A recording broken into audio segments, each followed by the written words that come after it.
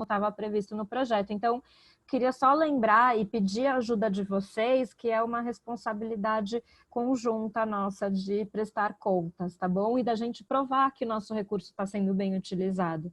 Porque o imposto de renda, ele é um recurso que se torna público, né? Então, a gente, de alguma forma, está, sim, usando o recurso público. E acho que a gente precisa realmente usar, aproveitar recurso público, né? E dar bons frutos disso.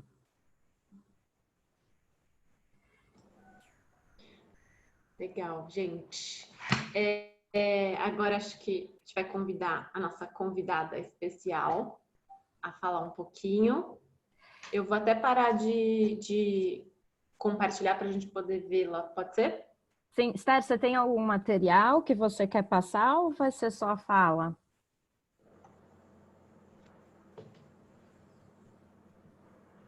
A Esther tá muda. Eu vou compartilhar. Tá bom. Então Vou coloca. tentar, né? Vai lá. Então tá. Boa tarde. Eu queria agradecer o convite de estar falando um pouquinho da história do Instituto aqui na região. E para não falar demais, então eu vou estar compartilhando esse material que eu preparei rapidamente, só para dizer como é que a gente conheceu o Instituto. Deixa eu só colocar aqui aberto. Você já viu o botãozinho para compartilhar, Esther, onde fica? Eu vi. Tá. Acho que agora dá.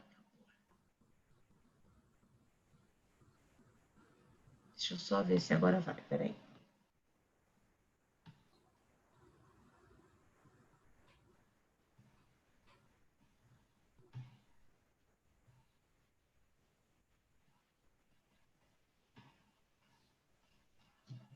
Bom, deixa eu ver se eu consigo colocar aqui na tela. Ele vai abrir várias opções do que você quer compartilhar e você clica na opção que você quer. Você seleciona o quadradinho que você quer compartilhar. Ok.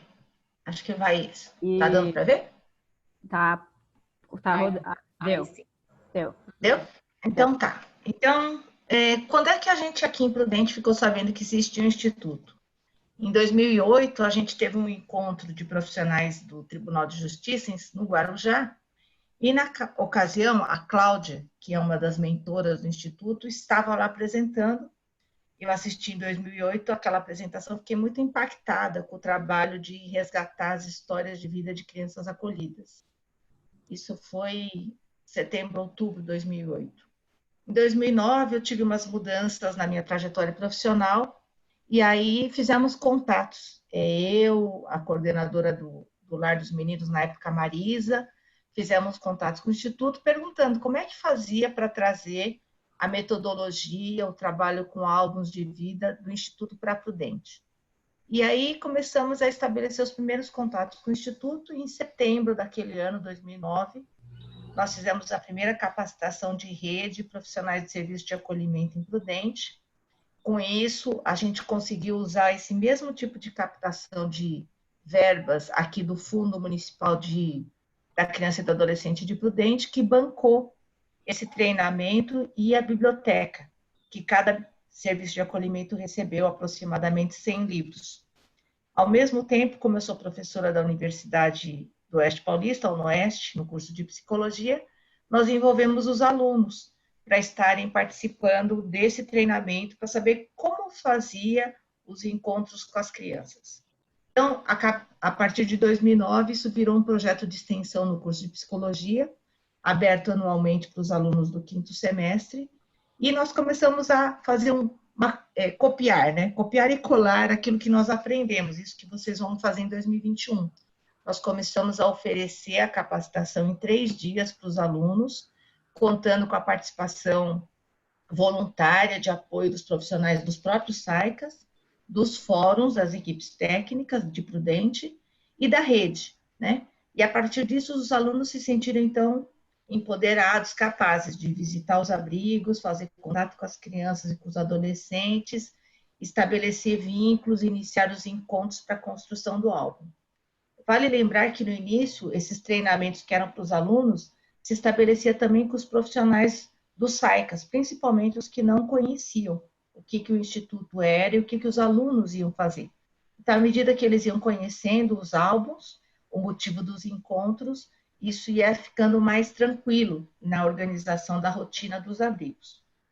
Nós fomos percebendo, então, que era importante fazer esses treinamentos com os alunos dentro da universidade, essa foto inicial. Também fazíamos o encontro final, onde cada um trazia os seus álbuns, com comes e bebes. E a gente contava sempre com profissionais que nos ajudavam nos treinamentos.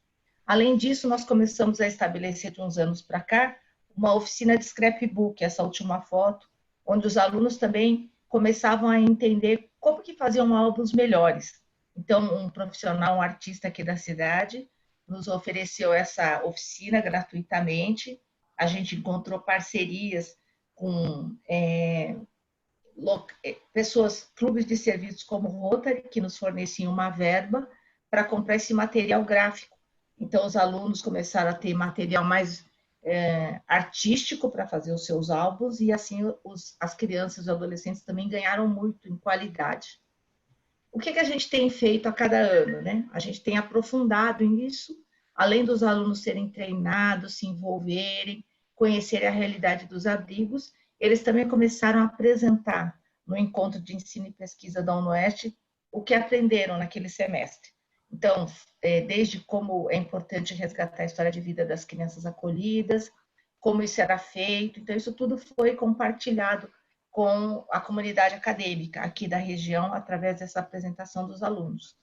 E a gente depois ficou utilizando, e alguns profissionais dos fóruns passaram a usar os álbuns, também nos processos judiciais, para que a criança usasse o álbum para contar a sua história, desde quando ela é reintegrada à sua própria família, mas especialmente nos casos de adoção, né? Quando os pretendentes começavam a fazer as aproximações com as crianças nos abrigos, rapidamente as crianças usavam os álbuns para contar a sua própria história de vida, né? Então, isso tem sido bem importante nas aproximações e no estágio de convivência de crianças que vão para adoção. Inclusive, tem se feito o convite para que os pretendentes também construam um álbum antes desses encontros para apresentar a própria família. Então, isso acabou virando assim uma modalidade um pouco diferente do álbum, para além do álbum da criança, os pretendentes também fazerem esses álbuns para se apresentarem, né? Então, acho que a partir de 2018, o que a gente sentiu de diferença? Que a gente percebia que os profissionais do serviço de acolhimento também não tinham nada muito sistematizado, nem para os técnicos de nível universitário, nem para os colaboradores, né, os educadores sociais. E a gente tinha acesso ao material do Instituto, e eu mesma participei de vários encontros de formação no formato de oficinas que o Instituto oferecia. Então, eu trouxe um pouco a metodologia, passamos a contar com o trabalho voluntário de alunos do último ano, muitos deles tinham sido colaboradores, e passamos a oferecer mensalmente oficinas de capacitação para profissionais de abrigo e a rede. Os temas eram escolhidos pelos próprios grupos, a gente elencava os temas mais solicitados, organizávamos e começamos a fazer isso todo mês, até o início da pandemia.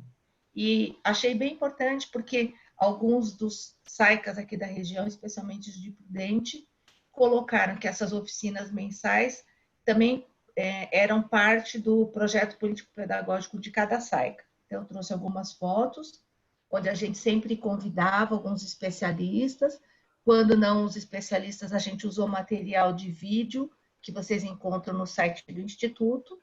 E aí fizemos encontros vários, né? Esse é um dos que a gente fez, que mostrava um pouco sobre cuidando do cuidador, né? A equipe que se voluntariou a fazer essa grande oficina, que depois nós dividimos em grupos pequenos, é um grupo de terapeutas que trabalham com bioenergética aqui na cidade. Foi muito interessante, acho que todo mundo saiu muito cuidado, contemplado nessa temática que foi a do final do ano passado, né? E é isso. Então, assim, não sei se eu falei muito rápido, mas o que a gente queria dizer é que tem sido muito bom a nossa parceria aqui na cidade, do Instituto, com os alunos. Eu acho que ajudou na formação de muitos alunos que hoje são os profissionais de abrigo. Eu, como professora, fico muito contente, né, de ver esses ex-alunos hoje como colegas dentro dos serviços de acolhimento. E agora eu estou aposentada do fórum, mas fico à disposição tanto do Instituto quanto dos serviços para estar colaborando na formação e na história de vida dessas crianças, seja para reintegração quanto os caminhos da adoção. Acho que é isso. Que legal, Esther. Você foi super pontual e conseguiu falar bastante coisa. E eu acho que o essencial, né, disso que você fala é que, na realidade, gente, se a gente está hoje fazendo esse trabalho aqui com vocês, isso é responsabilidade da Esther. Não é? Foi a Esther que levou a gente para Presidente Prudente. E foi a Esther que, nesses 10 anos, está, de fato, replicando as metodologias que a gente criou aí na região. E a gente que escolheu apresentar para o Ministério da Cidadania a região de Presidente Prudente como uma possibilidade de parceria. E a gente escolheu porque a gente sabe que a gente já tem um terreno muito fértil para o trabalho acontecer. Né? Um terreno fértil que foi a Esther que fertilizou e que continua fertilizando até hoje. Então, assim, acho que a maioria de vocês conhece a Esther, porque ela convida vocês para essas oficinas de capacitação, ou porque ela ajuda vocês a desenvolverem, né, um trabalho com histórias de vida. Então, grudem nela, colem nela, que ela pode ser uma parceira muito importante, ela pode ajudar vocês a formarem depois os voluntários ou os estudantes que vão fazer o trabalho. Né? A gente está em São Paulo, a Esther está aí com vocês, do ladinho de vocês. Então, é um contato que vocês precisam ter, porque com certeza ela já fez muito aí e vai continuar fazendo, porque ela tem uma energia, gente, eu não sei de onde que a Esther tem tanta energia para fazer tanta coisa. Então, obrigada, Esther, pela sua participação. E a Esther vai estar aqui com a gente o resto dos dias desse seminário e também para todas as outras ações que a gente fizer, ela está sempre super disponível. Obrigadão, Esther. Queria também De agradecer. nada, maior prazer. Muito bom te ouvir mesmo. Não conheço a Esther pessoalmente ainda, mas acho que ela já é uma pessoa muito presente aqui conosco, uma super parceira. Muito bom mesmo te ouvir. A gente brinca que a Esther ela abriu uma filial do Instituto aí na região de Presidente Prudente. Então, tá bom, vamos seguir aqui. Bom, gente, a Esther já começou a falar um pouco do trabalho, né? Ela falou bastante dos álbuns, de como isso tem ajudado nos processos de adoção, como isso tem contribuído para as reintegrações, para as oitivas nas varas. Então, ela já adiantou uma série de coisas que a gente vai conversar com vocês ao longo do dia, aliás, ao longo do seminário, né? Amanhã e sexta-feira também. Mas antes da gente falar mais do projeto, a gente acha muito importante a gente falar mais do acolhimento, da política do acolhimento e do histórico do acolhimento. Porque se a gente criou essas metodologias, tem um motivo, tem um porquê, que tem a ver com o contexto, com a política do acolhimento, como ela está organizada e com a legislação que a gente tem. Porque todas as nossas metodologias estão muito alinhadas à legislação que existe para os serviços de acolhimento no Brasil. Então, a gente precisa falar disso, porque os nossos princípios de trabalho estão muito ligados, né, à legislação e também ao histórico do acolhimento. Então, a gente vai falar um pouquinho disso hoje, tá? Bom, vamos falar de história, então, né? Como que surgiram os serviços de acolhimento do jeito que hoje eles estão organizados, né? Antigamente, antes de 1990, os serviços de acolhimento não são como a gente conhece hoje, né? Eles eram como os orfanatos, né? E, inclusive, tem muita gente que ainda usa essa palavra orfanato, né? Para tentar descrever o lugar onde as crianças e adolescentes que não podem estar com as suas famílias ficam. Mas orfanato, na verdade, não existe mais, ou não deveria existir mais, né? Então, os orfanatos, vamos lembrar, eles eram regulamentados pelo Código de Menores, né? O Código de Menores era a lei que existia antes do Estatuto da Criança e do Adolescente, para regulamentar essas instituições que cuidavam das crianças e dos adolescentes, que na época eram chamados de menores, né, gente? E hoje em dia a gente precisa problematizar bastante esse termo. Então, os menores, como se dizia, eles tinham uma estadia permanente nos orfanatos, né? Eles não tinham tempo para eles ficarem lá. As pessoas acreditavam que o melhor era ficar até 18 anos, né? Porque lá eles teriam, entre aspas, tudo o que eles precisariam. A gente sugeriu para vocês que vocês assistissem o Contador de Histórias. Não sei se vocês chegaram a assistir. A gente passou para vocês no e-mail de lembrete do seminário. O Contador de Histórias, ele mostra muito esse contexto dos orfanatos, né? E de como se acreditava que lá as crianças iam ter educação, as crianças iam ter alimentação, que iam sair de lá doutor, né? A mãe que escolhe um dos filhos para ir para um orfanato, ela escolheu esse filho para ir para o orfanato porque ela acreditava que ele ia sair de lá doutor, né?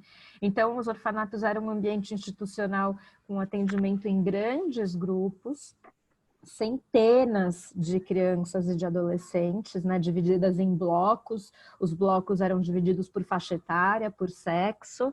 Era um sistema bastante prisional, na verdade, né? O trabalho não tinha foco no retorno ao ambiente familiar, então, como a gente disse, ficava até os 18 anos, não tinha uma tentativa de reintegração, não tinha um diagnóstico daquela família para entender o que a família precisava. Não, a ideia era, de fato, retirar das famílias pobres, das famílias negras, né? Porque se acreditava que essas famílias não tinham condições, né, de fato, de cuidar dos seus filhos. Era essa a ideia que existia na época.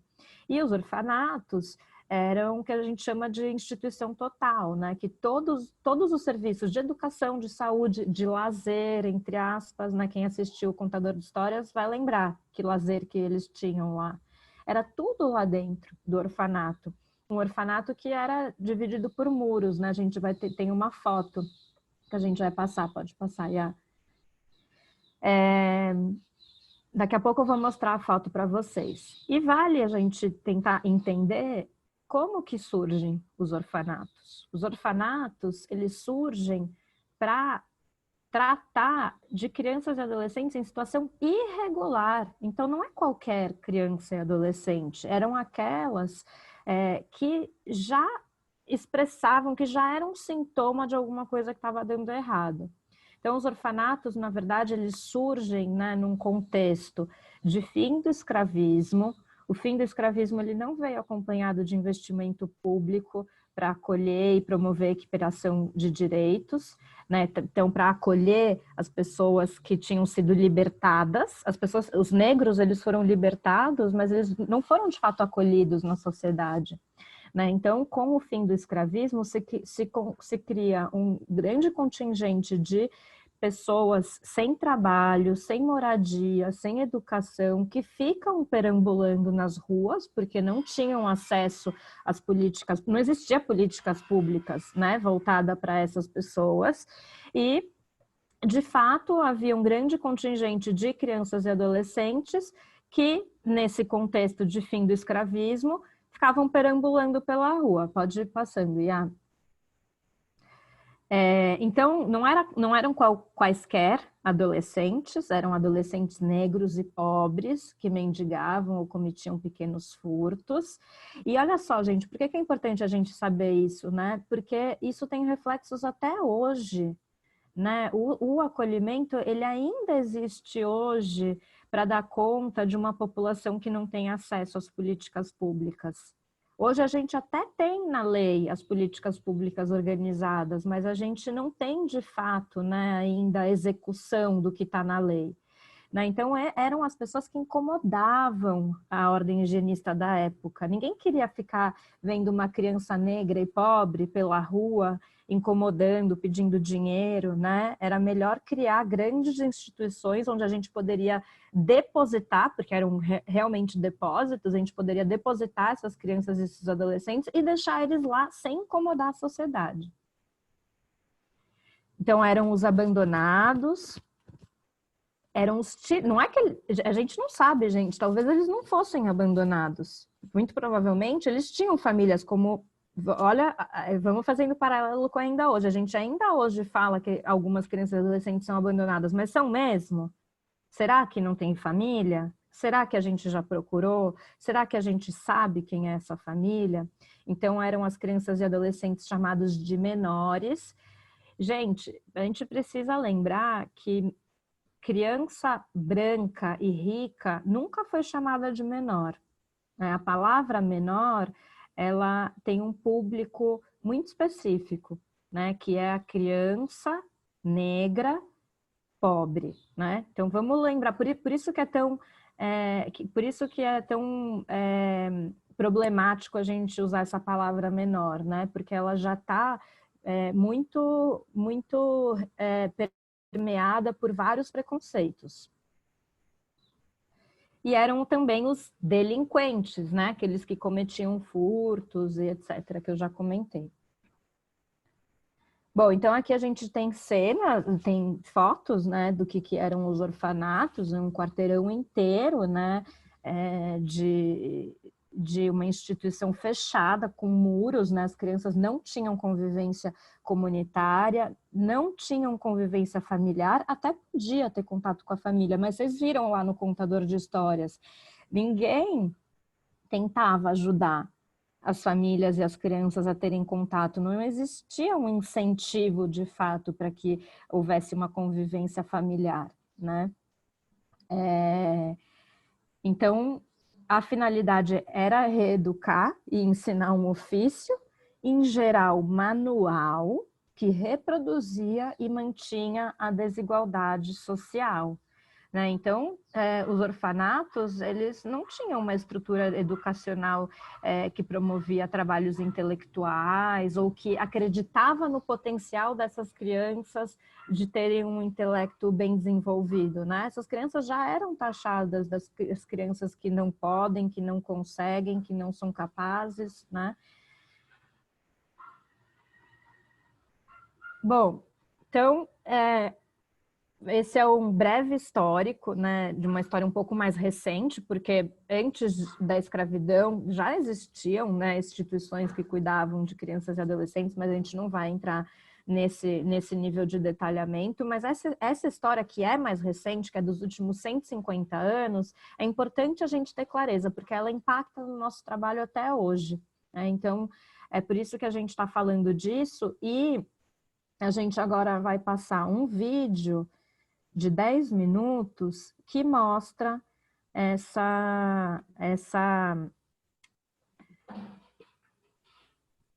esse contexto que a gente está falando. E aí eu gostaria que vocês olhassem para esse vídeo que a gente vai passar e pensassem o que chama atenção no vídeo e também nessa história rápida que eu contei para vocês dos orfanatos, o que mudou e o que não mudou. O que ainda é muito semelhante? E depois do vídeo, vocês vão escrever as reflexões no chat, tá? Aliás, enquanto vocês assistem os vídeos, vocês já podem ir escrevendo no chat o que for passando pela cabeça de vocês.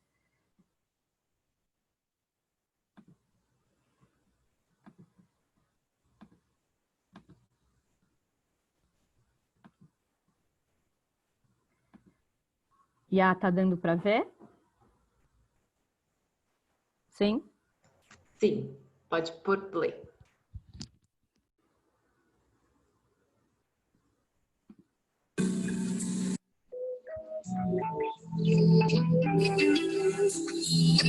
É possível transformar. É possível dar tempo ao tempo. O tempo necessário para uma transformação real. E para isso, é preciso gente que dê a vida para ganhar vidas. É o que encontramos no educandário Dom Duarte, em Cotia, na cidade de São Paulo.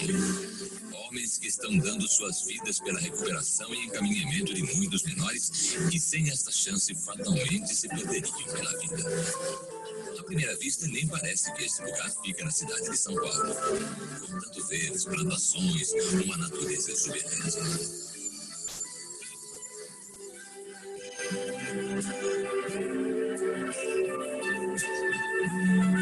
Mas é no meio dessa beleza e tranquilidade necessidade que o educandário Dom Duarte acolhe 320 menores carentes no regime de internato, dando-lhes formação escolar, religiosa, profissional e humana, preparando os meninos para a vida. É um trabalho árduo que exige muito de seus coordenadores. É preciso dar a vida para recuperar vidas.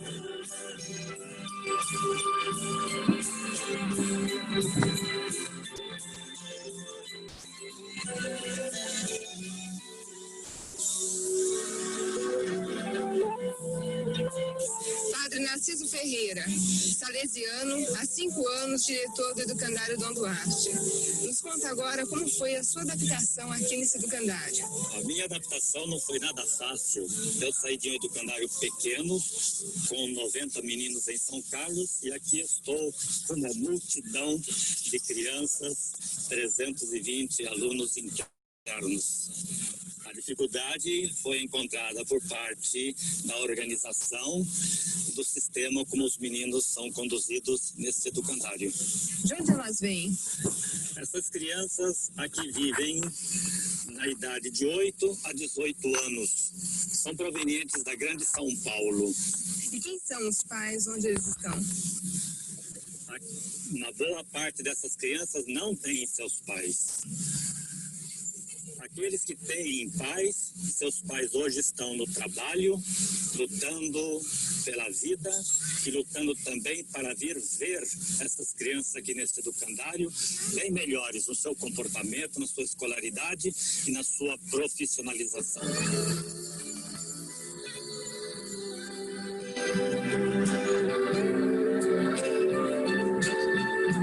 Eu gosto do trabalho. Gosto também dos padres, né, que cuidam da gente. Gosto também das professoras também, que dão aula para nós. E gosto também daqui do canal.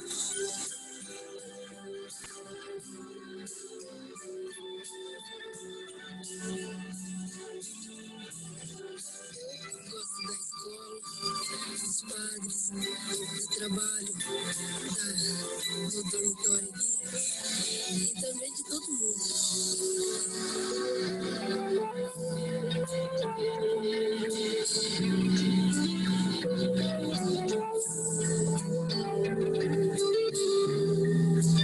E como tem sido o trabalho realizado com eles? O trabalho realizado com estas crianças, desde que aqui cheguei, está baseado no sistema preventivo de Dom Bosco, que dá oportunidade para essas crianças se desenvolverem no campo educacional, no esporte, na escolaridade, na profissionalização, no relacionamento, no teatro, na música, de tal maneira que seja diminuída neles o impacto de abandono e vejamos florescer nessas crianças a esperança de dias melhores. Como os meninos estão recebendo essa educação?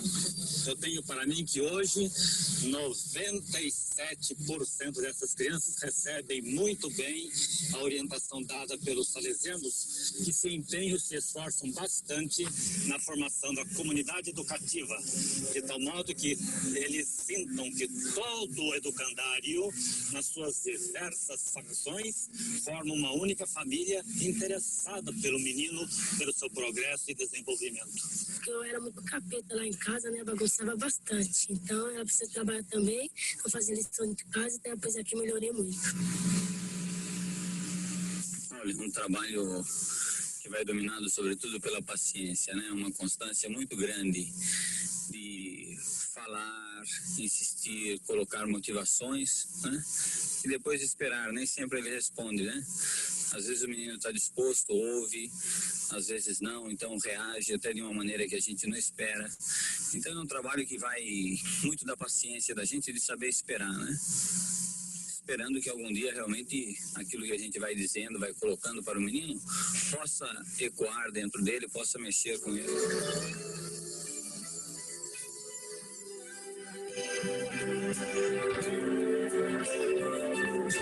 O educandário Dom Duarte mantém um convênio com o Senai, que tem uma oficina de aprendizagem no próprio educandário. Alguns menores passam por uma formação profissional que garantem seu futuro.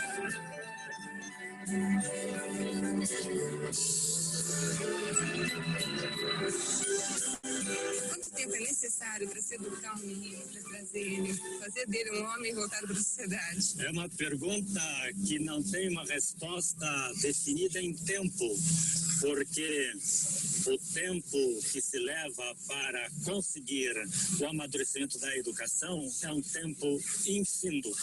Pode se definir por toda a extensão da vida da criança. Porém, em 5 anos, nós encontramos um desenvolvimento tão grande que nós poderíamos dar como etapa. 5 anos são um período de adaptação, de gosto, de interesse, e de agora em diante nós temos um campo aberto muito grande para que a gente possa ver realizar-se a educação nessas crianças. Há um começo, o ponto final não podemos definir.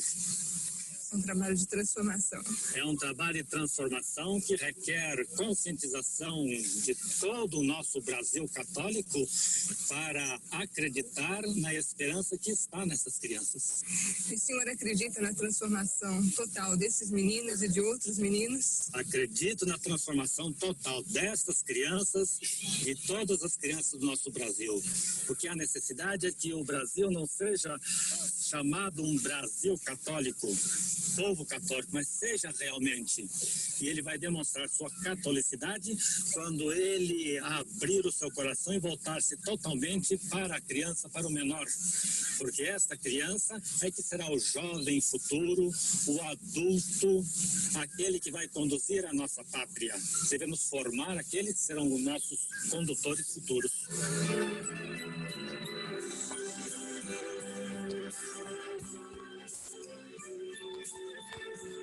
Qual seria a casa onde você gostaria de morar? Aqui no Educandário, porque é bom e tem muito espaço para morar.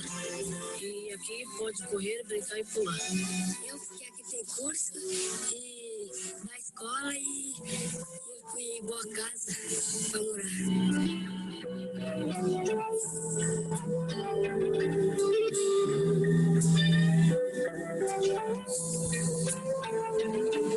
Olha, bem bons os resultados. A gente vai vendo que, acompanhando sobretudo assim a longo prazo, as mudanças de alguns, né?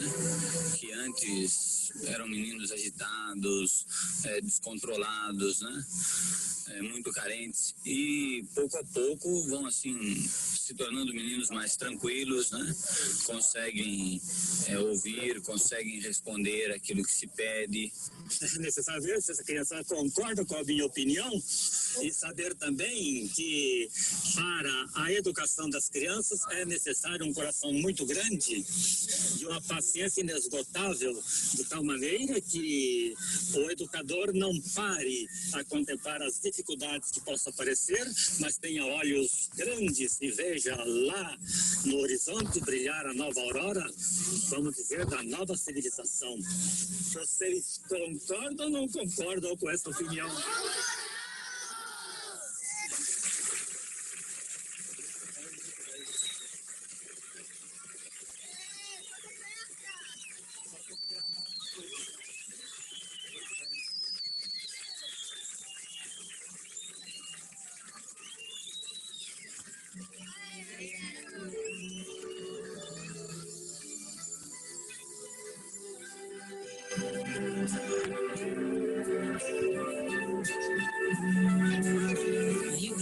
Ficar em paz, brincar, correr, fazer amizade com os colegas. Brincar, se divertir com os amigos, ser educado, fazer física, obedecer os pais. Só ter o apoio dos padres, né? E também brincar, correr, divertir aqui, né? Jogar bola, se divertir, não falar palavrão, ser bom com os colegas, obedecer os padres, tudo, e ser bom com todo mundo.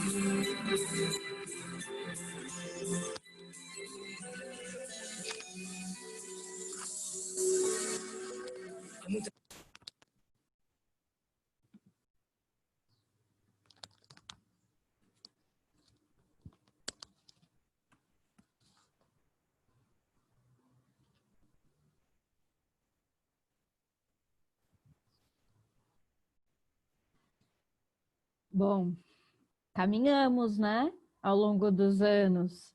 Muita coisa mudou, né, gente? Mas tem algumas semelhanças também. Eu vou ver aqui o que vocês já foram falando.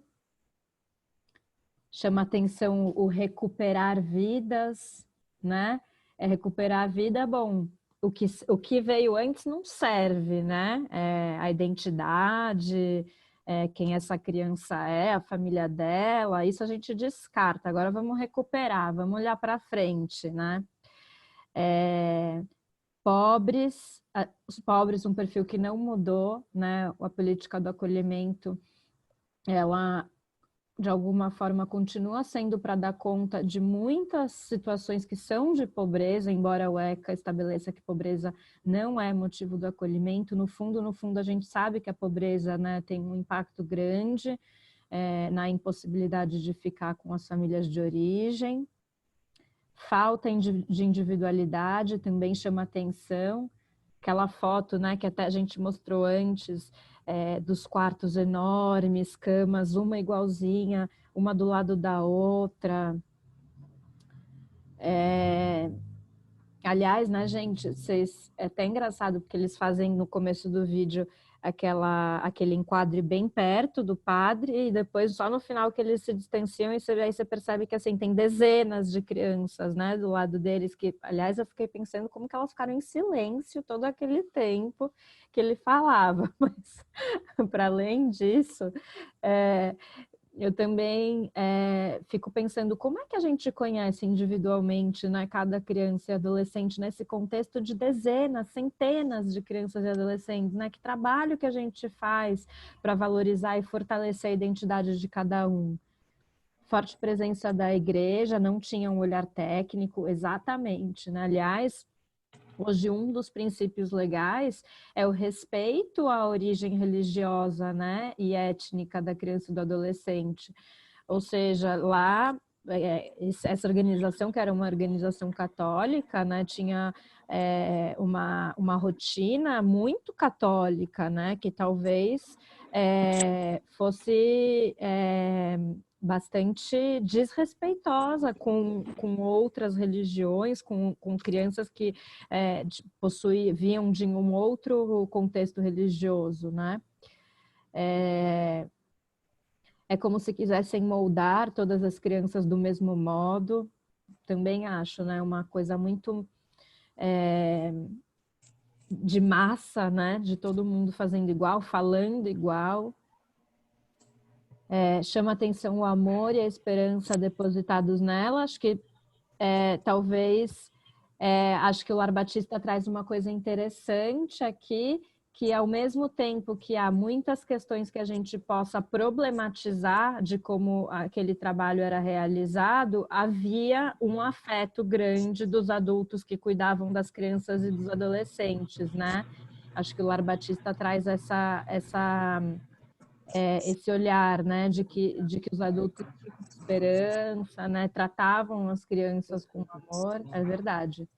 Um olhar de caridade e salvação dessas crianças que são afastadas da sociedade e depois precisam retornar melhor para essa sociedade. Sim, essa ideia, né, de novo, né, de que o que vem de fora é ruim, elas no contexto que elas estavam é ruim, aqui dentro é que elas vão ter o que de fato elas precisam e a gente vai salvá-las. Chama atenção o número de crianças e adolescentes. Acredito que tenha sido um modo da sociedade se organizar pela falta de políticas públicas, mas claro, de um modo que estimulava a segregação e a discriminação. Sim. Ainda bem que houveram avanços, principalmente no olhar e na forma de atendimento. Sim, caminhamos bastante. O número, né, de crianças e adolescentes que a gente acolhe hoje em dia já muda todo o trabalho que a gente pode fazer, né? Hoje a gente tem um olhar um pouco mais atento à individualidade, entendimento de que a criança nasce aberta a todas as possibilidades de aprendizado e mudança, né? Que que ela não é determinada pelo que houve no passado dela, que o trabalho que a gente faz hoje também tem um efeito importante. Tratamento igualitário, passivos e alienados, ocorreram muitas mudanças, contudo a sociedade ainda tem percepção dessas instituições, é verdade, a sociedade ainda hoje, quando a gente fala abrigo, serviço de acolhimento, a primeira imagem que vem na cabeça é de orfanato, né? E é nosso papel desmistificar e apresentar um novo formato de acolher. Muito legal isso, Thelma. Acho que é realmente uma responsabilidade nossa de ajudar a sociedade a entender qual que é o verdadeiro trabalho que a gente faz, né? E uma primeira coisa, eu sempre faço essa brincadeira, a primeira coisa é que a gente não deve mais usar a palavra orfanato. A gente não pode mais usar essa palavra no nosso vocabulário. Quando as pessoas falarem assim, mas você trabalha num orfanato? Não trabalho num orfanato, porque orfanato não existe mais. Né? Acho que muita gente deve perguntar isso, né? Chama atenção a quantidade de crianças abandonadas, que daí eu acho que a gente tem sempre que se perguntar, né, Sol? Mas será que eram abandonadas mesmo? O que será que estava acontecendo com aquelas famílias? Quem assistiu o Contador de Histórias sabe que o Roberto Carlos, ele não era um abandonado. Ele não estava lá porque ele era abandonado, ele estava lá porque a mãe dele acreditava que lá era o melhor lugar para ele se desenvolver. Ela tinha essa ideia, né? Que depois no filme a gente percebe que não é isso que acontece. Mas e a gente também precisa, a gente sempre tem que se perguntar, né? Até quando as pessoas nos falam, às vezes as pessoas descrevem a criança, adolescente desse jeito, né? É abandonado, foi abandonado. Mas será? Acho que a gente sempre tem que se perguntar, né? E tentar ir mais a fundo. Hoje são vistos como seres de direitos, de expressão e como seres que a sociedade deve acolher. Acho que é isso.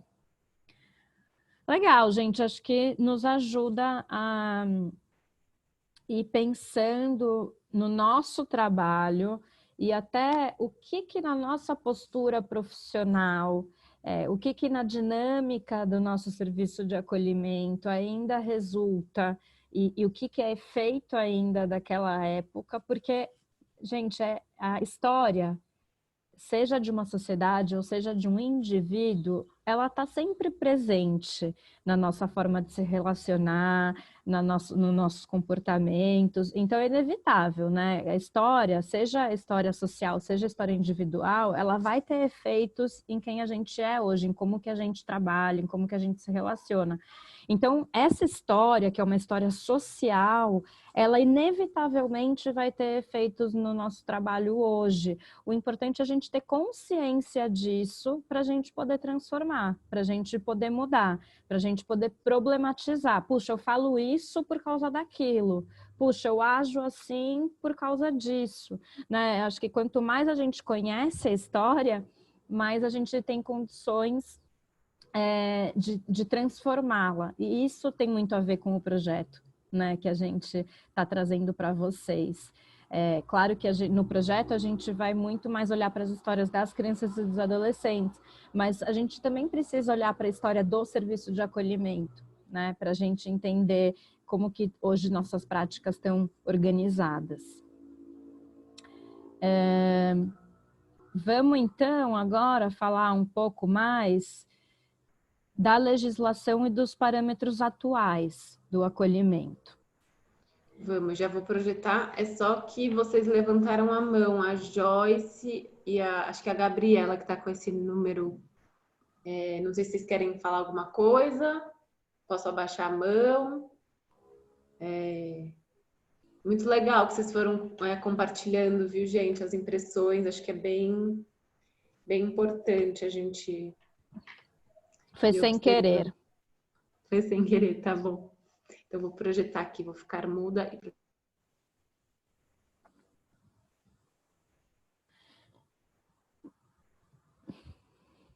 Bom, então, gente, quando quando o ECA é promulgado, quando o ECA é construído em 1990, o Código de Menores que regulamentava os orfanatos deixa de existir, né? Então, o ECA foi uma lei construída não só pelo poder público, mas também pela sociedade civil. E a sociedade civil estava muito envolvida e preocupada com a situação das crianças e adolescentes no Brasil e tentando entender como que de fato a gente se comprometia com o desenvolvimento integral das crianças e dos adolescentes. O ECA surge nesse contexto da sociedade civil muito mobilizada para mudar, né, as práticas voltadas para as crianças e para os adolescentes. Então, o ECA, ele estabelece que o serviço de acolhimento, ele é uma medida de proteção de caráter excepcional e provisório, e que visa garantir os direitos da criança e do adolescente quando os mesmos foram ameaçados ou violados. Às vezes, quando a gente lê isso, ou quando a gente ouve isso, é para quando quando os direitos foram ameaçados ou violados, a primeira imagem que a gente tem na cabeça é de que a família violou. E não, né, gente, o ECA é claro, né, os direitos, eles podem ter sido violados pelo Estado, pela sociedade e pela família. A família não é o único ator que viola direitos. O Estado e a sociedade também violam, né? E a gente vê muito isso acontecendo. E quando o ECA ele foi criado, em 1990, gente, vocês sabem que o ECA completa 30 anos agora em julho? Só um parênteses aqui, agora a gente entra num mês de comemoração do ECA, né? E na época que o ECA foi criado, há 30 anos atrás, o excepcional, aliás, o provisório, ele não tinha um número, a gente não sabia quanto provisório. Provisório é quanto? Provisório é 6 meses? Provisório é 5 anos? Não, cada um meio que determinava o que se entendia por provisório, né? O provisório ele só ganhou um número em 2009, né, com a Lei 12.010, que então estabeleceu que as crianças e adolescentes podiam ficar acolhidas por no máximo 2 anos. Então, durante 19 anos, o provisório ele era muito relativo, porque cada cidade, cada lugar do Brasil entendia que provisório era uma coisa. E excepcional, gente, né? Desde o começo que o acolhimento é estabelecido como excepcional, é exceção, é em último caso, é a última alternativa para a criança e para o adolescente. A gente já precisa ter feito tudo por ela, pela família dela, para depois ela ser acolhida. Então, excepcional vem de exceção e o acolhimento, existem várias medidas de proteção estabelecidas pelo ECA e o acolhimento é a última delas, né? Porque tem que ser a última alternativa. Então, os outros documentos, né, que regulamentam o serviço de acolhimento são o Plano Nacional de Convivência Familiar e Comunitária, que tem essa sigla, PNCFC, e as orientações técnicas, que a gente chama de OT. Né? Então, o ECA, o Plano Nacional e as orientações técnicas são documentos que todo profissional que trabalha no serviço de acolhimento deve conhecer, porque é isso que nos ajuda a entender qual é o trabalho que a gente faz, quais são os princípios, né? A gente não faz as coisas da nossa cabeça, a gente faz porque há uma regulamentação nacional que estabelece que tem que ser o nosso trabalho. Como eu falei, né, em 2009 teve uma mudança no ECA que estabeleceu, uma das mudanças, tiveram muitas em 2009, foram mudanças importantes, mas uma das mudanças estabelecia que o período máximo de acolhimento era 2 anos. E hoje em dia, esse período caiu para 18 meses.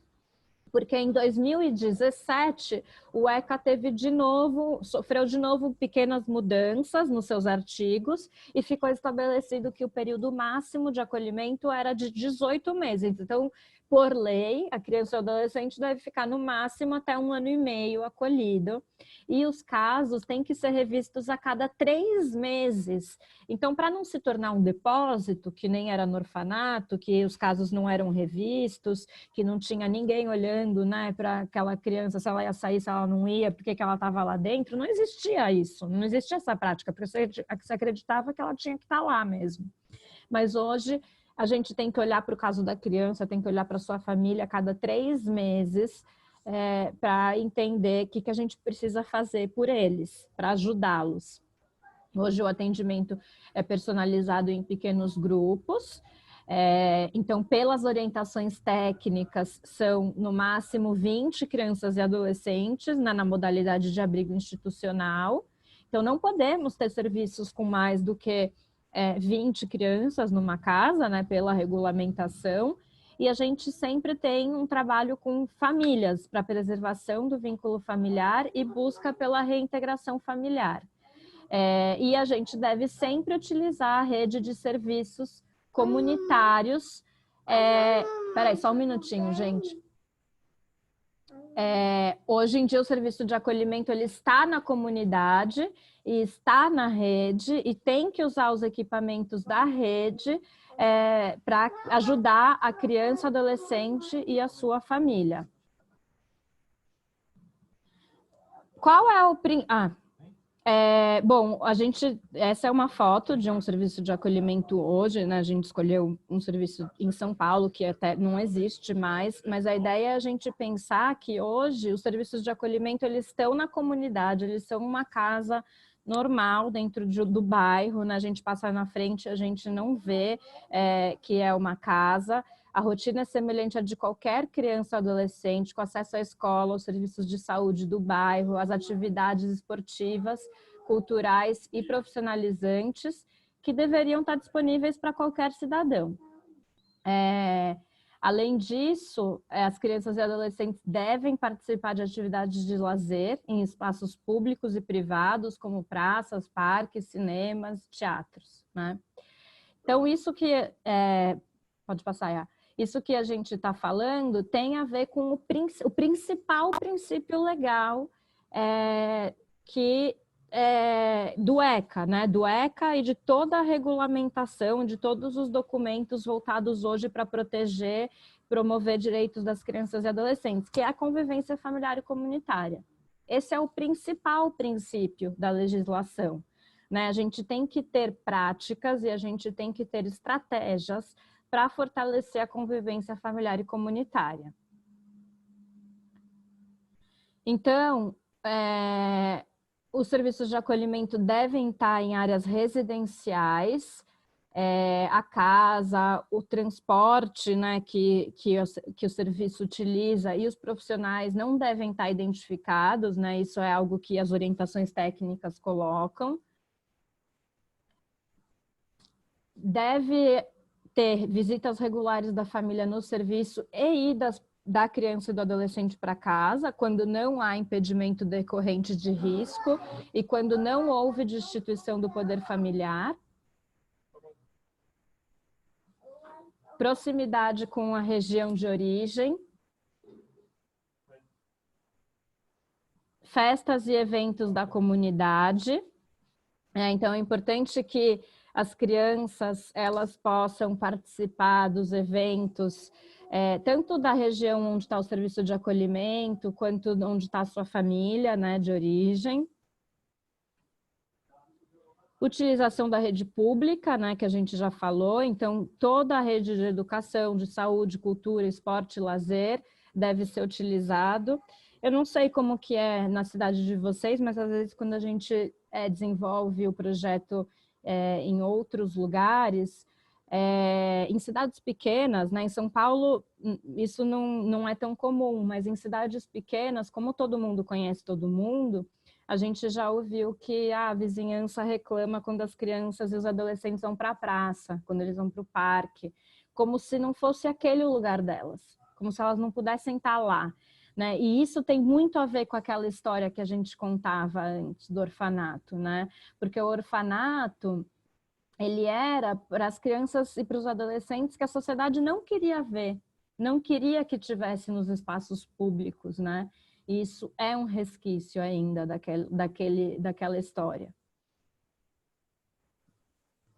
Convívio com amigos dentro do serviço e na casa deles, a gente acha super interessante quando amigos da escola, do bairro, podem ir ao serviço e as crianças também podem ir para a casa deles. Aliás, crianças que têm poucas chances de reintegração familiar ou de adoção, né, e que a gente tem que pensar alternativas de convivência familiar e comunitária, o apadrinhamento afetivo é uma dessas alternativas, eles poderem frequentar a casa de amigos, né, que têm suas famílias, que moram com pai, mãe, irmão, é muito interessante, né? É uma forma muito legal deles poderem ver como uma família se organiza, como que uma família vive, né? Então, frequentar a casa dos colegas eu acho particularmente muito, muito bacana. E o apadrinhamento afetivo, que, como eu falei, é uma alternativa de convivência familiar e comunitária para aquelas crianças e adolescentes que têm muito pouca chance de reintegração familiar ou de adoção. O apadrinhamento afetivo, em geral, é pensado para crianças maiores de 10 anos, né? Bom, quais são as modalidades de acolhimento para crianças e jovens? Temos 4 modalidades. O primeiro é o abrigo institucional. Os 2 mais conhecidos, já pode levantar o próximo, Iá? Os 2 mais conhecidos são o abrigo institucional e a casa-lar, né? Em geral, até entre os próprios profissionais que trabalham em serviço de acolhimento, normalmente esses são os que a gente mais conhece, né? Então, o abrigo institucional, ele acolhe até 20 crianças e adolescentes. Normalmente tem em volta de 10 educadores que se revezam em turnos, né? Então, em cada turno tem 2 ou 3 educadores.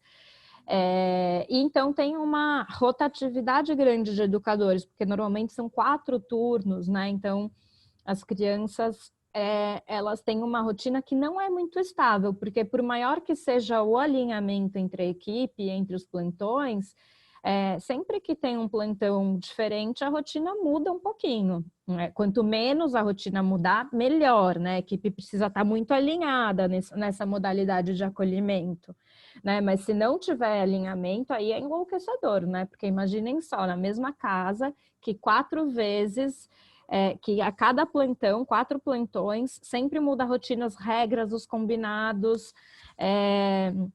Então, para as crianças, esse ambiente muito imprevisível, ele não é muito favorável.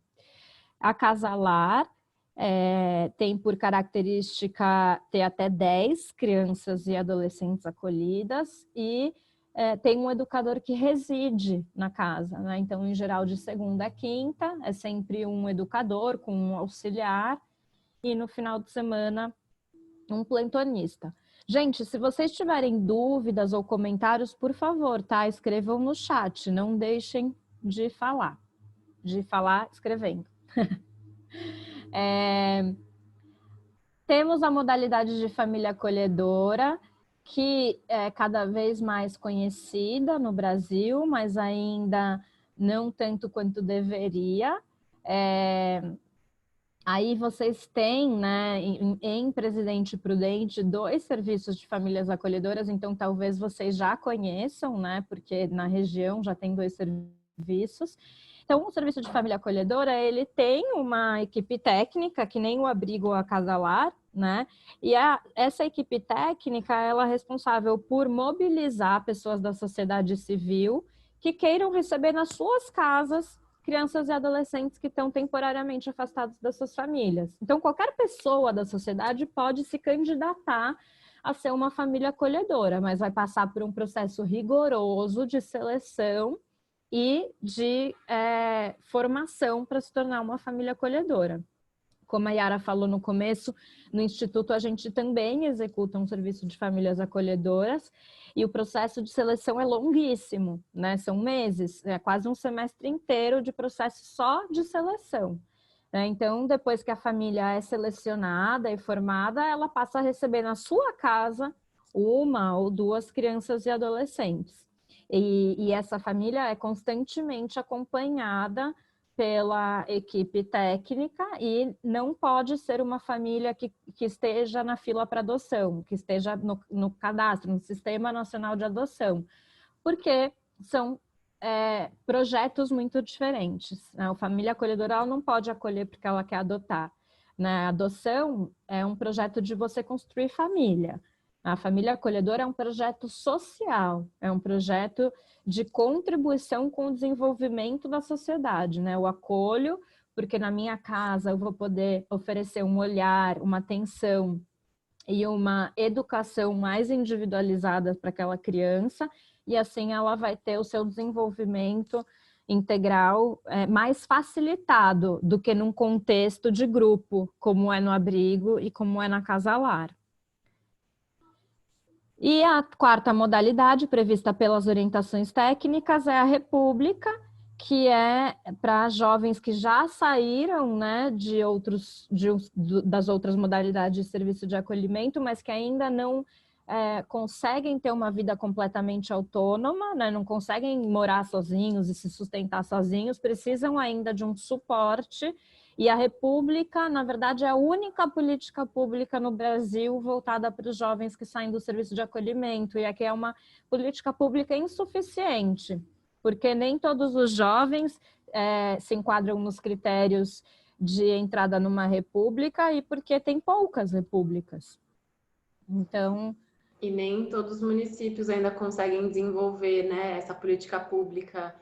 Aqui em São Paulo, né, município gigante, tem pouquíssimas, mas alguns parceiros nossos ainda não têm repúblicas nos seus municípios, né? Exatamente, exatamente. Bom, os principais motivos de acolhimento, esses dados, gente, são de 2011, então eles já são antigos, mas a verdade é que esse foi o levantamento nacional mais completo que já houve no Brasil, então a gente continua usando ele, mas eles ainda representam bastante, né, os dados que a gente vê na prática. Então, 37,6% das crianças e adolescentes acolhidos estão lá por negligência. E aí, gente, eu acho que é nosso dever problematizar esse termo, né? Negligência. O que é negligência? O que está por trás da negligência? A gente tem muita coisa que cabe nessa palavra, negligência. Mas será que é uma negligência por pobreza? Será que é uma negligência por falta de acesso a políticas públicas? Né? Normalmente, sim. Normalmente, uma família não oferece o cuidado e a proteção necessária para uma criança ou adolescente porque ela também está desprotegida socialmente. Né? Então, negligência é um termo muito cruel que responsabiliza, culpabiliza a família, quando, na verdade, provavelmente todo o contexto social é muito delicado, né? E talvez se a gente tivesse mais políticas públicas, as famílias elas iam ter mais condições de cuidar e de proteger. Então, negligência, assim, no fundo, ela não explica nada, porque muita coisa pode ser negligência. E aí eu sempre brinco, né? Que eu acho que eu trabalho no instituto, mas não trabalho no serviço de famílias acolhedoras, né? Mas se eu trabalhasse em um serviço de acolhimento, eu sempre falo, eu não aceitaria uma criança ou adolescente que chega com a guia de acolhimento escrito negligência. Porque negligência, o que é negligência? Eu perguntaria, mas negligência? O que é negligência? O que aconteceu de fato? Aconteceu isso, isso, isso. Mas por que aconteceu isso, isso, isso? Né? Então, eu acho que, enfim, são muitas questões que a gente precisa... E negligente, né, gente? Acho que voltando também para aquelas reflexões sobre o orfanato, sobre aquele contexto, né, de racismo, né? E de que as crianças e adolescentes negros, que os orfanatos existiam muito por causa delas, a negligência, normalmente, ela está relacionada também a famílias pobres e negras, né, que são normalmente as consideradas negligentes e que não conseguem cuidar dos seus filhos. Então, também tem um viés racista, né, nesse termo. Enfim, tem muitas questões, não dá para a gente aprofundar tudo, mas estou dando uma pincelada em coisas que a gente acredita bastante no Instituto. Responsáveis dependentes químicos ou alcoolistas são 20%. Violência doméstica física, 10%, 10,8%. Situação de rua, 10,1%. Carências de recursos da família ainda aparece como, de fato, um fato real, um dado, né? Pobreza ainda é motivo de acolhimento no Brasil, né? Isso está quantificado, isso está nomeado desse jeito. Né? Embora pelo ECA a pobreza não seja motivo de acolhimento. E claro que, né, gente, situação de rua e, de novo, negligência, se as famílias não fossem pobres, provavelmente elas não teriam atitudes de desproteção e de falta de cuidados e também não estariam em situação de rua. Então, vejam só, né, os números, eles indicam que a pobreza continua sendo fortemente um motivo de acolhimento. Violência doméstica sexual são 5,5% e orfandades 4%, né? Tá aí também porque a gente não usa mais orfanato, né? Orfanato, todas as práticas do orfanato não eram práticas que favoreciam o desenvolvimento das crianças e dos adolescentes. Além disso, o nome por si só tá errado, porque as crianças têm famílias, não são órfãos, né? Aqui a Joyce concorda com a reflexão, né, sobre a negligência, a Jaque também. É um termo usado indiscriminadamente, né, vocês estão falando. Falta suporte em nível de políticas públicas para apoiar e proteger essas famílias. E aí é que nós entramos como serviço de acolhimento, né, gente? Porque é o nosso papel proteger as famílias. A gente não deve se entender como alguém que fiscaliza as famílias, né? Ou que às vezes tem pessoas que falam assim, mas eles não fizeram o que a gente falou, o que a gente mandou, né? A gente não está ali para mandar, né? A gente está ali para entender, para acolher. A gente não acolhe só as crianças e os adolescentes, a gente acolhe as famílias também. Se as famílias elas nos olham como rivais ou como inimigos, tem alguma coisa que a gente precisa mudar no nosso trabalho, né? Porque as famílias precisam olhar para a gente e sentir que nós somos parceiros, né? Que nós ajudamos de fato. Podemos passar? O fluxo de acolhimento da criança, né? Qual que é o fluxo? Bom, primeiro, se uma situação de risco é detectada pelo conselho tutelar, pelo serviço de saúde ou pela escola, primeiro a rede precisa intervir para apoiar a família, né? Precisa se articular em rede para entender o que aquela família precisa e apoiar aquela família, o que a família precisa. Se esse apoio é oferecido, mas ainda assim se mantém uma situação de violação de direitos, aí sim é que acontece o acolhimento. Então, como a gente disse no começo, o acolhimento nunca é a primeira medida, né? Se há uma situação de risco, primeiro a gente precisa apoiar a família. Depois do acolhimento, então, a gente tem 18 meses para apoiar a família, para apoiar a criança ou adolescente. E aí sim é que se define judicialmente se essa criança vai retornar à sua família de origem ou se a família de origem vai ser destituída do poder familiar, né? E aí só quando há a destituição do poder familiar é que é possível o caminho da adoção, ou se for uma criança ou adolescente com poucas chances de adoção, aí a gente precisa trabalhar a autonomia, né? Na verdade, trabalhar a autonomia, né, gente, é para qualquer criança e adolescente, para qualquer bebê, desde que chega no acolhimento, independente de voltar para a família, de ser adotado, de ficar no serviço. Na autonomia, a gente precisa estar sempre trabalhando, mas é esse nome que a gente dá de forma mais genérica, né, que a gente trabalha a autonomia dos adolescentes quando eles não vão voltar para suas famílias de origem ou ser adotados. Bom, Nessa fala toda, a gente já foi pontuando várias questões centrais da nova legislação. Eu vou só aqui rapidamente, né, selecionar alguns pontos, né? Aqui são os pontos principais, depois a gente vai passar essa apresentação para vocês. O que o Estatuto traz, né, em 1990? Eu já falei de praticamente tudo isso. Eu acho que vale destacar que eu ainda não falei que as transferências devem ser evitadas. Oi, mamãe. Gente, desculpa que meu filho está aqui do meu lado. Então, as transferências devem ser evitadas, né? Isso está colocado no ECA desde 1990. E é algo que ainda acontece muito no Brasil, infelizmente, né? As crianças, elas ficam sendo jogadas de um serviço para o outro, muitas vezes, e isso é extremamente prejudicial para o desenvolvimento delas. Acho que vale destacar isso. Pode passar. O Plano Nacional... Gente, o que é o Plano Nacional?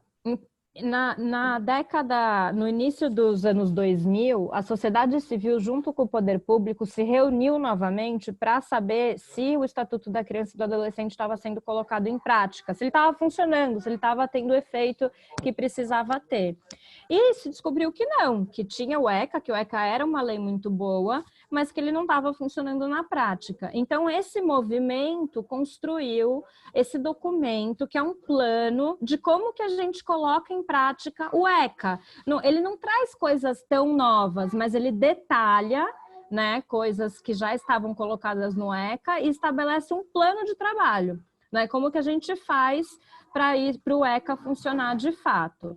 Então, acho que uma coisa muito importante que o Plano Nacional destaca é que as políticas públicas, elas estão centralizadas na família e não na criança e no adolescente. Não adianta eu só cuidar da criança e do adolescente se eu não cuidar da família. Eu não ajudo a criança ou adolescente se eu não ajudar a sua família também. Isso é bem importante. E também o plano rompe com a concepção de que pobreza e dificuldades circunstanciais são motivos de acolhimento. E ele solicita o respeito à diversidade étnico-cultural, à identidade, a equidade de gênero e as particularidades das condições físicas, sensoriais e mentais de cada um. Ou seja, a gente precisa respeitar a criança do jeito como ela é. É isso, né, que o plano diz, né, que a gente precisa acolher a criança da forma como ela genuinamente é. Pode passar, Bia.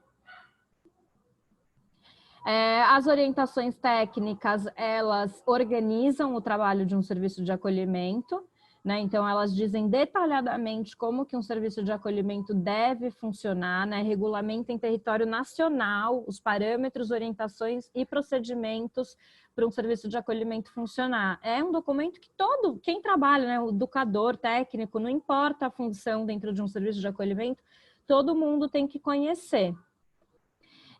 E acho que é bem importante que as orientações técnicas trazem a ideia de que todos os trabalhadores no serviço são educadores e precisam ser selecionados, capacitados e acompanhados. Ou seja, técnico é educador, motorista é educador.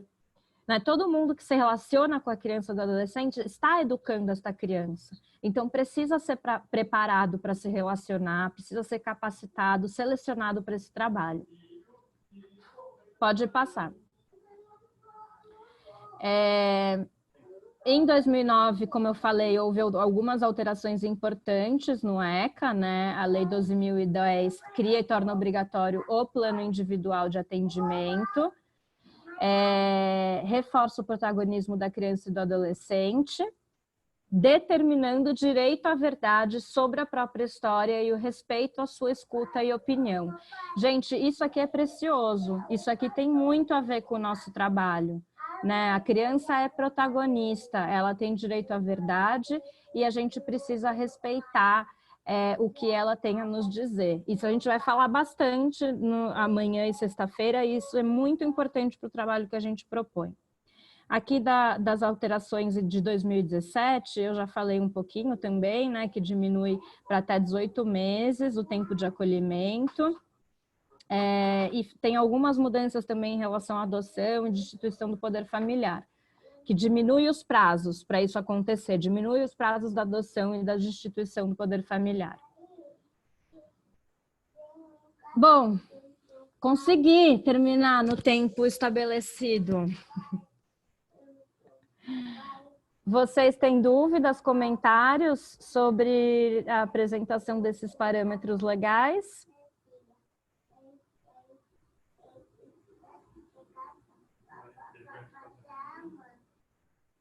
Não?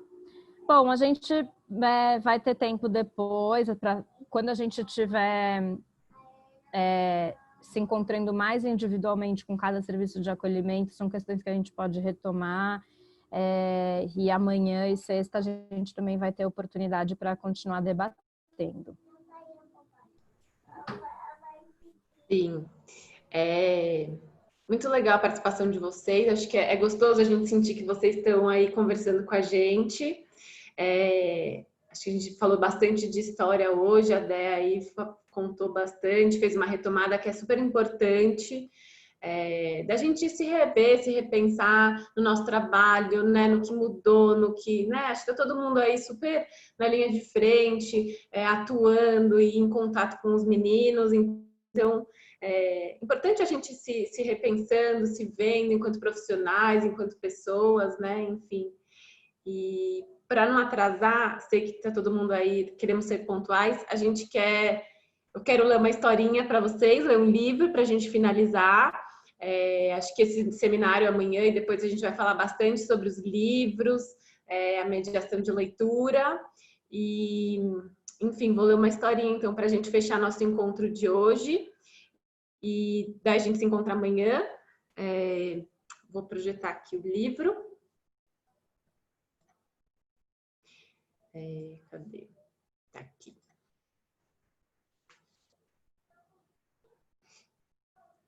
Então, vamos lá. Cadê? Vem aqui. O livro que a gente vai ler hoje chama Para que serve um livro?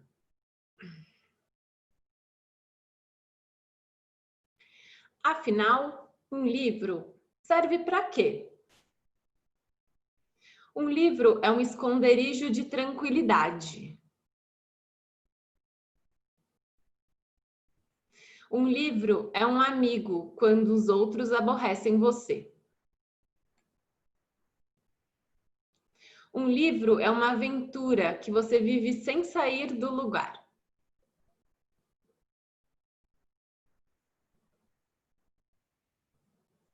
Em um livro, você pode encontrar a solução para os seus problemas.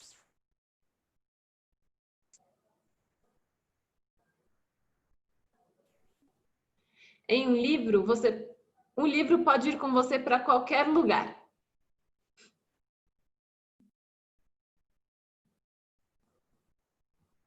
Um livro pode ajudar você a entender melhor a vida.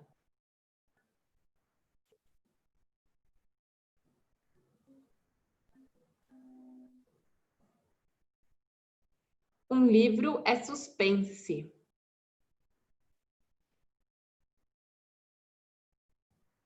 E calafrios.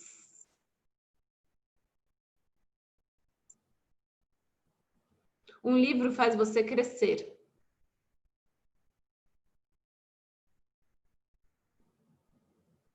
Ler um livro é um bom jeito de compartilhar. E é um carinho também.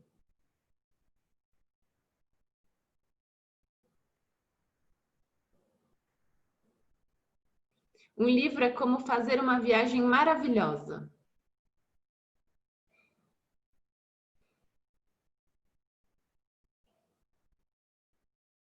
Um livro é a voz de alguém.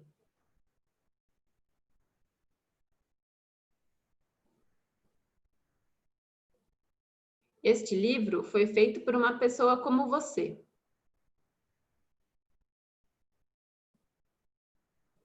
Que tal fazer um livro, você também?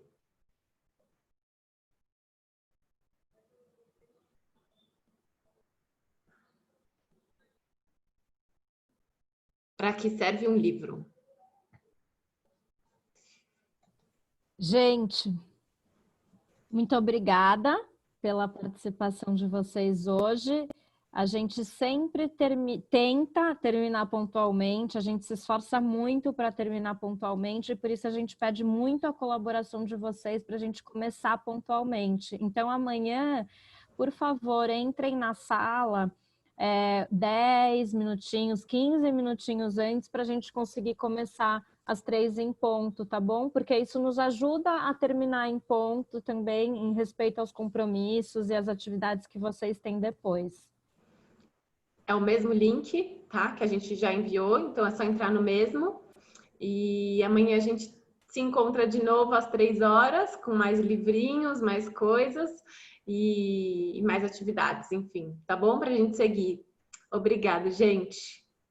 Beijo, até amanhã. Até amanhã.